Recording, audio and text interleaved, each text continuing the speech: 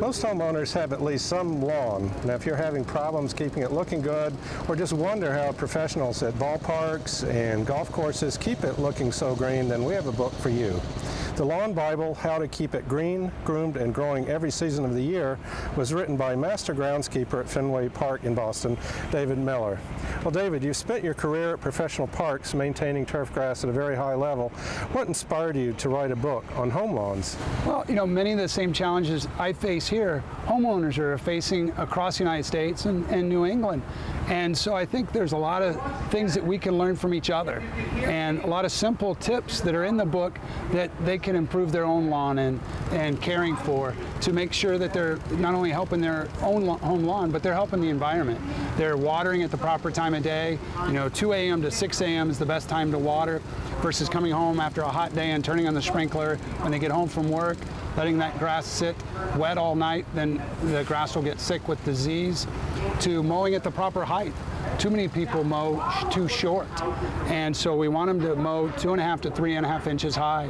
So that length of the grass blade helps shade the roots, so it makes sure that you're not using any more water than you have to. We talk about fertility. You know, have a soil test done.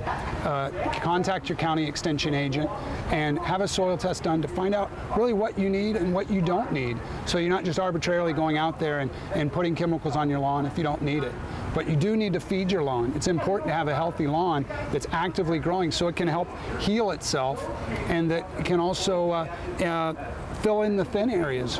Because if you get those thin areas and you're not feeding your lawn, the weeds will take over very quickly. Great. Well, it sounds like you've covered a lot of things. How is the book laid out? Do you cover, you know, how to set it up, how to then practice? Just kind of what would one expect to see in your book? Well, certainly it's Turf 101. You know, we're going to talk about mowing. We're going to talk about patterns in there also.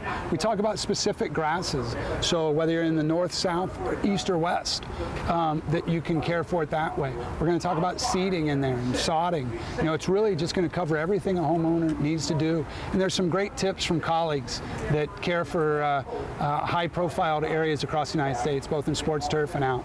Well, that's exciting. What would be one of those examples of a little secret you might find in there from the professional? Well, you know, there's tips in there from the White House groundskeeper, from my colleague with the Chicago White Sox. There's a lot of fun tips in there that can help people relate to some of the fun challenges they have too. Well, it sounds like a fun read just to learn about, you know, kind of get the inside scoop on these ballparks, as well as just, you know, how to do it properly at home. And I like your emphasis too on some of the cultural practices to avoid having to put on all the chemicals. You can really save a lot of time and money and environment, be a lot more sustainable just by the right culture. Absolutely. I know I find too, I'm glad you mentioned the height. Again, that was about what for the home lawns? 2.5 to 3.5 inches high. And you also want to make sure that you have sharp mowing blades. You know, a lot of times you'll mow your grass and you may look out there 2 or 3 days later and it looks brown.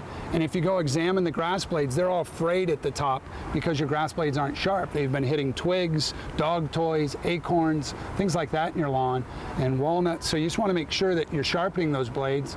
And if you can't do it yourself, certainly go to the repair shop. They can do it. So you have 2 different sets of blades you can put on there. Even once a month will make a big difference. That's what I've heard is important, because if you try it yourself and they're not balanced and it goes around, it can really wreck your engine. So it's just a lot of tips like that that I'm sure they can find in your book again. So thanks so much for spending some time away from your valuable turf grass here at Fenway to talk a little bit about your book. Well, I'm glad you guys are here.